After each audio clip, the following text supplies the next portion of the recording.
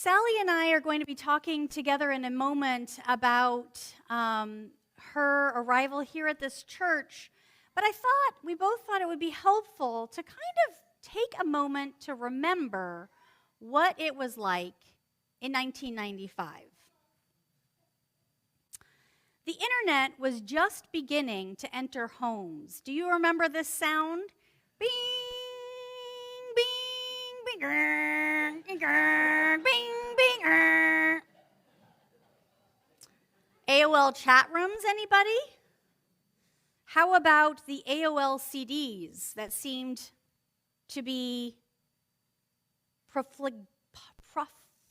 many? There were many. That's what I get when I don't write things down exactly. Windows 95 launched in 1995, a huge moment in personal computing. And people still used beepers, cassette tapes, and landline phones. This one surprised me. DVDs were announced in 1995, promising, a whole new future. We still went to the video store and stood in front of all of the videos trying to select one at Blockbuster when we wanted a home movie night. NAFTA had been passed just a year or two earlier. Kind of interesting given what's happening today. Nelson Mandela was a year into his presidency in South Africa. For you who orient towards sports, the 1994-1995 Major League Baseball, I'm assuming that's what MLB stands for, had just ended in April 1995.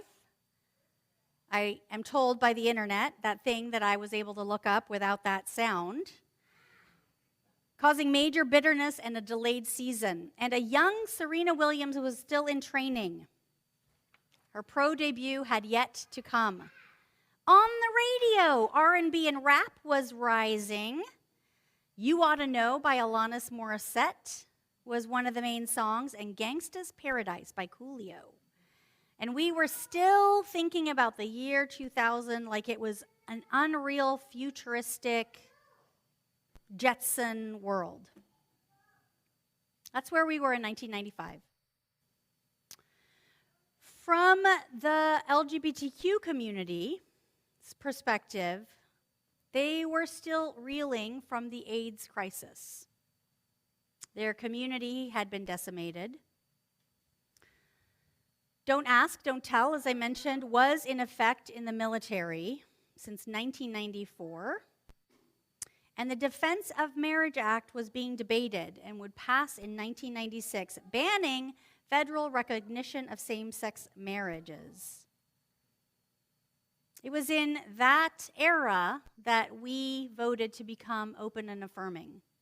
Open and affirming was still young, but had started to pick up momentum. The movement officially began in 1985, 10 years earlier, when the UCC General Synod, our body that makes decisions on our behalf and with our votes, adopted a resolution encouraging churches to become open and affirming of what we knew only at the time of lesbian and gay members. In 1995, at the 10-year mark, the number of ONA churches, ONA churches, was steadily increasing thanks to local organizing, national support, and growing LGBTQ plus visibility. The 50th ONA congregation had been certified by 1993, and by 1995, the number had grown closer to 100. So we were still on a really early wave. It was that context that we voted to become open and affirming after some conversations, conversations, and a vote, and then called Sally. So I thought we would call her up and we would chat about that time together now.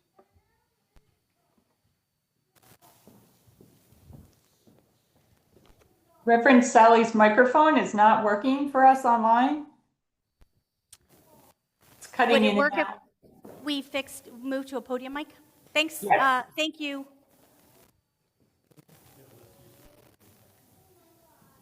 I got it right here. Yep. Do you want me to just put it here? Mm-hmm.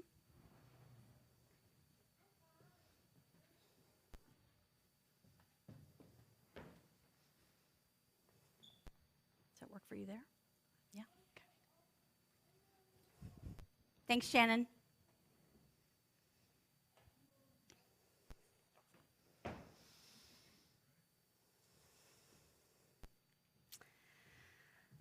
Hello, Sally. Hello.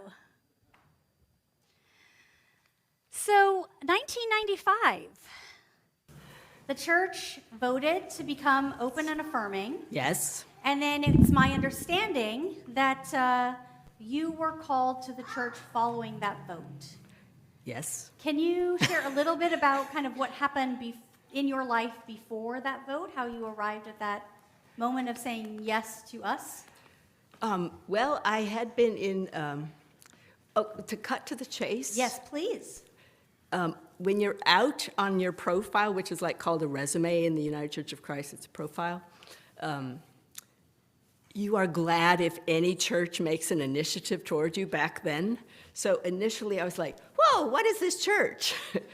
But before then, at that time, I had moved to Northern California. I served a small church for a little while, and as part of my time in Northern California, I also worked with churches in the area that were looking at becoming, or were in the process of becoming open and affirming. So that might have been kind of a good prelude for coming to a church that you knew had taken a vote, but you also knew there might be varieties of people in the church coming from different places. Little work still to be done, maybe? Yeah, everyone, but yet all together, when there's a vote, there is something that can be encouraging or clear, at least, like, okay, this is the way the church is going. Do I want to be a part of this? Yeah. Yeah. And when you came here, it was a new experience for the church to have an out lesbian pastor. It was an experience for the community. And the church was relatively new still in its open and affirming journey. So Yes. Can you share a little bit about what that experience was like for you, how the experience was like for the church? Yeah, well, I am guessing some people here remember that one of the first things that happened, I think it was one of the first, Reverend Dick Kroll, he was a part of this pastor's group, which is true in many areas. There's kind of a group of pastors in different churches, and he was part of this group. And, they'd been meeting probably for years, is my guess. And then suddenly they decide, well, we haven't clarified who we are. So they come up with this statement, which is like, well, we believe these things around Jesus, and then abortion is always wrong, and homosexuality, by the way, which you realized they had heard about me. All those statements were around like, this one is clearly not in God's plan.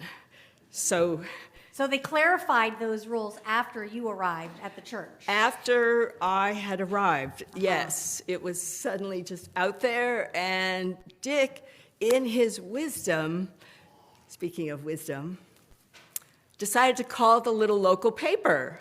Anybody remember this? And say, by the way, we've been kicked out of the clergy group. I mean, he just said it clearly, and the reporter came out and told the story, and it got out there. And then at some point, and I don't remember the exact, some of you may remember exactly, it was also in the Kitsap Sun that there's this lesbian coming.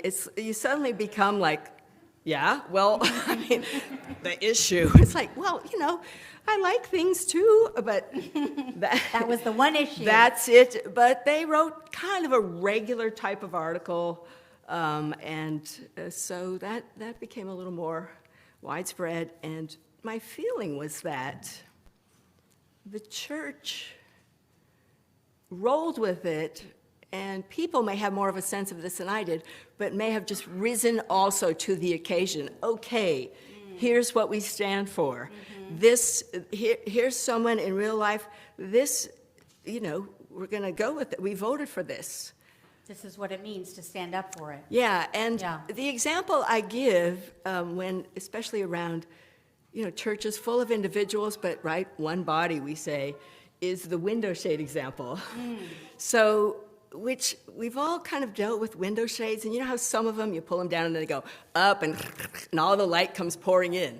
And some people are like that, like, oh, I get this. Haul it up. I get it. Yes, I'm in. And some of us, in different times or different matters, it's like, so you pull the window to go up, but no, it kind of has to go down first a little ways.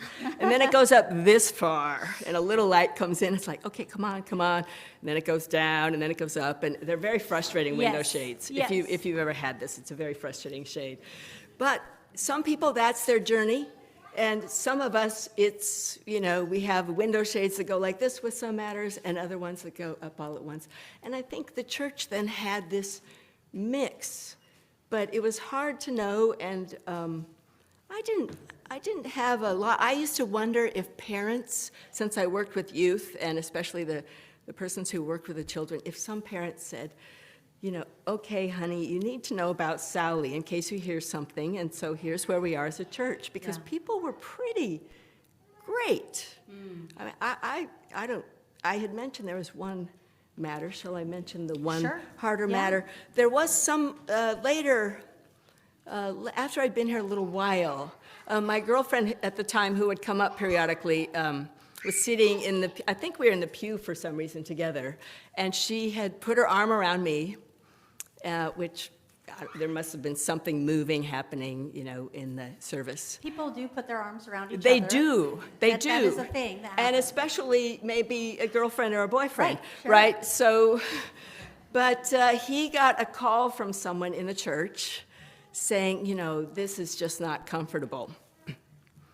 And Dick, true to his unwavering ways, just said, probably like you, this is what, special relationships do this.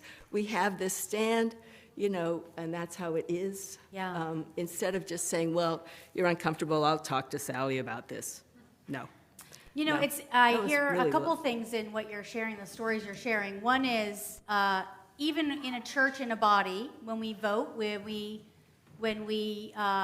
vote as one body, there's still a variance of comfort. And I can think of the political realm that we've experienced for the last little while now.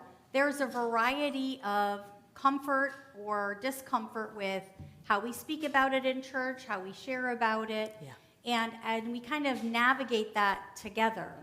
The window shade example. We do. Some want to haul it up all the way and let all the light in, and some it's a different kind of a process. It's kind of who people are. Yep. I think as the Spirit of truth guides us, and sometimes the Spirit of truth says, you're really a wimp on this. So if you can do this for you a little bit, Yep. and let God hold you in your discomfort Yeah. even, Yeah.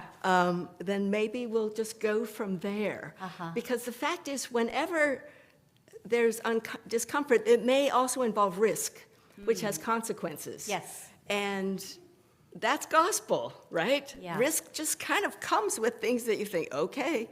And some things are just natural and easy, and other things are like, okay. Yeah. Okay. Yeah, taking a stand involves risk, and following the gospel involves risk. It's kind of the Jesus story. It's kind of the deal. Yeah. It's kind of the deal. Yeah. Today is also Trinity Sunday, and our scripture today draws on Proverbs, which talks about the Spirit Wisdom. and wisdom. And Jesus in the John Gospel is talking about the Spirit of truth. And I wonder if we could talk a little bit about how wisdom and the Spirit of truth both played into that time, how you saw God moving in those days. To me, that's a great example of how you need both. that wisdom that says, okay, this, maybe not this yet, or this, maybe not this yet. But So patience and a grace that happens. patience with and a people. grace, and yet saying, you took the vote, the vote does say this is who we are. So I think wisdom, and especially this character of wisdom, I love that it has she calls out. There's this summoning of not just kind of doing the right thing or the good thing, but a wise thing, which involves discerning, spirit of truth, which truth and grace, right? That's how Jesus comes into the world, as John's gospel says, right? We have that. So I feel like those two, they play, as the proverb says, wisdom plays with the world, and I would say with the truth, with what is honest. I mean, this has been such a difficult time for many of us, knowing that there is not truth out there. Not just factual truth, but things that seem true to human nature. Like, actually, I think we prefer kindness, over greed and chaos, That's a truth. Compassion and empathy. It's a truth. Yeah. Over cruelty and dominion. Yes. Yeah. Right. And allowing that spirit of truth to resonate in the church. And sometimes I think that with all of the noise around us telling us all these other truths, there is a element of the Holy Spirit that in prayer and discernment can truly guide us forward in a way that I am grateful for in these times where it feels very confusing. It's difficult. Yeah. I don't know if you want me to get to this appreciation of this. Yeah, please. Yeah. So because how it can be difficult, I was reminded of, how it can be in these times. There was a title of a book I've never forgotten. It was kind of a management book or something called The Answer to How is Yes. You just don't forget that. And I thought there is something there that says, I'm not sure how, but first you say, going to embark and find out some of that. And I ran into a statistic that I thought was rather troubling. We're from all different political parties, and if you're with the Democratic or independent parties, same-sex marriage, people are more opening, are more appreciative. But the Republican Party has changed from 56% approving, open.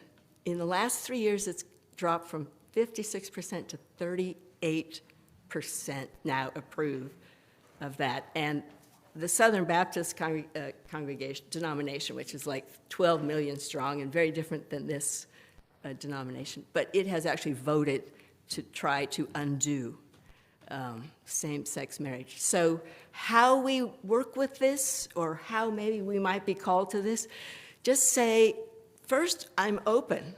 There's a yes in me if that's something to talk with somebody about. I know that's part of this or whatever, or that kind of thing, because I think there's a sobering thing to play with wisdom and to be a part of this, but I do think the playfulness has to always be there.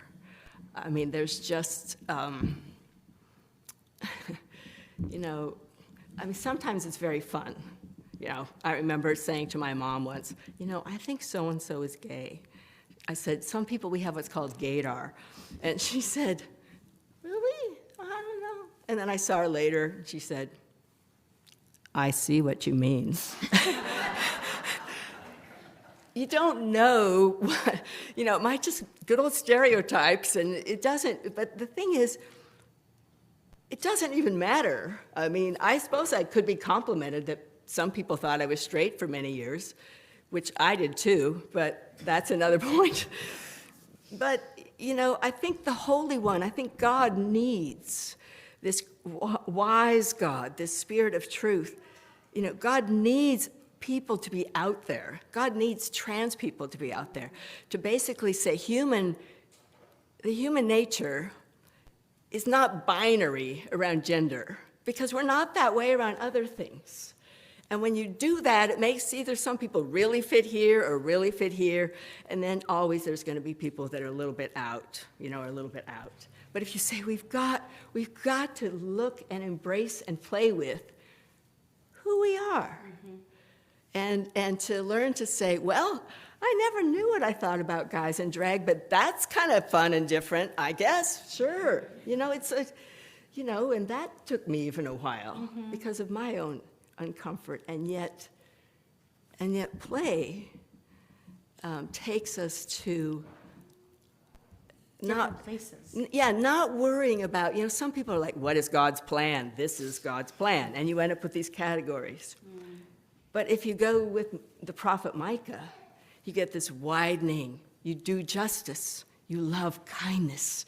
You walk humbly with your God. Yeah. Never says it has to look like this. Yeah. Yeah, powerful.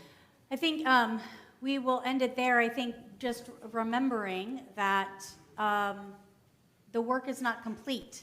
Being an open and affirming church means recommitting all the time and Yes. finding ways to walk alongside and learn more about. Pull the shade up. Pull the shade up. It's a taller window than you think.